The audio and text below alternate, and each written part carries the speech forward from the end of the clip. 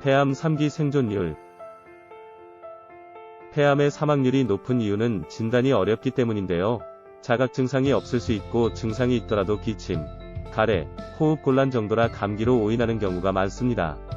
증상이 나타난 후에 병원을 찾아 정밀 검사를 받게 되면 이미 폐암 3에서 4기로 발전되어 있는 경우가 대부분인데요.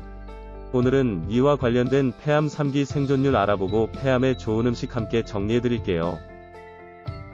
실제로 전체 폐암 환자 중에 약 60%가 3에서 4기에 진단받는 것으로 알려져 있습니다. 전체 폐암 환자의 80에서 85% 되는 비소세포 폐암은 종양의 크기와 주변 조직 혹은 장기로의 전이 정도에 따라 1에서 4기로 나뉘게 됩니다.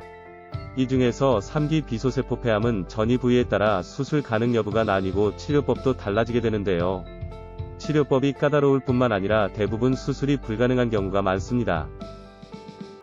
폐암 3기 생존율은 32.9% 정도로 초기인 1기에 비해 폐암 생존율이 떨어지게 됩니다. 폐암의 치료는 세포의 유형에 따라 치료 원칙이 많이 달라지는데요. 소세포 폐암은 항암화학요법을 주로 시행하며 미세전이 등의 위험성으로 인해 수술의 효용성이 상대적으로 떨어질 수 있습니다. 반면 비소세포 폐암의 경우는 이보다 더 높은 확률로 수술이 가능하기도 합니다.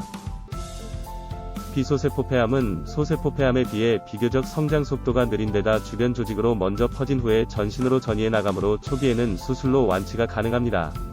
완치 확률을 높이고 생존율을 높이기 위해서는 수술 여부도 중요하지만 환자의 체력 관리와 면역 관리 또한 중요한데요. 같은 암종과 병기에도 다양한 예후를 보이는 것은 당장의 공격적인 치료들이 진행된 이후 환자의 관리 정도에 따라 달라질 수 있다는 것을 말합니다.